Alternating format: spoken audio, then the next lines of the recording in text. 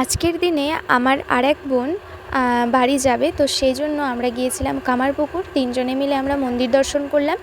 আরেক বোন যে এসেছিলো সে যেদিনে বাড়ি গেছে সেদিনেই এই বোন এসেছিলো। তো এই হচ্ছে রামকৃষ্ণদেবের ঠিক সামনের দিকে যে মানে পুকুরটা রয়েছে, ওখানে দেখছি অনেক মাছ। তো ভাবলাম একটুখানি ভিডিও করি। আর রামকৃষ্ণদেবের মন্দিরের ঠিক সাইডের যে বাঁধানো ঘাটটা রয়েছে তার মধ্যেও কিন্তু অনেক মাছ ছিল, এখন দেখছি আর নেই। যাই হোক, এদিকে একটু ঘেরা রয়েছে, তো ঘেরার মধ্য থেকেই মাছগুলো একটু ছবি তুললাম।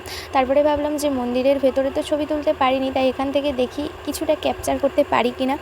তো যারা কামারপুকুর আসেননি, অনুরোধ রইল অবশ্যই এসে একটু ঘুরে দেখে যাবেন, আশা করি ভালো লাগবে। তো আমরা তো যথেষ্টই অনেক ভাগ্যবান বা ভাগ্যবতী, জয়রামবাটিতে জন্মগ্রহণ করেছি। আর জয়রামবাটি কামারপুকুর তো খুবই কাছাকাছি।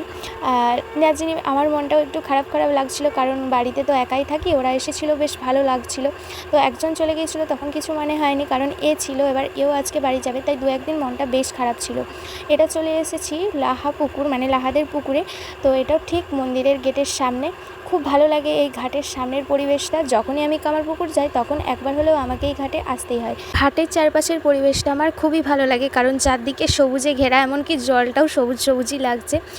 যেহেতু এই পুকুরেও মনে হচ্ছে অনেক মাছ আছে, কারণ ছোট ছোট মাছ তো এমনিই জলের পাশে এই যে ছোট ধারে ধারে এইগুলো চড়ছিল। জানি না কতটা ক্যামেরাতে বোঝা যাচ্ছে। আর মাছের খাবার দেওয়ার জন্য ওই দিকে রয়েছে ছোট ছোট বোর্ড। যাই হোক, কামারপুকুর ঘুরে বেশ ভালোই লাগলো। আজকের ভিডিওটা এখানেই। জয়রামবাটি কামারপুকুর আসার অনুরোধ রইল। জয় শ্রীরামকৃষ্ণ।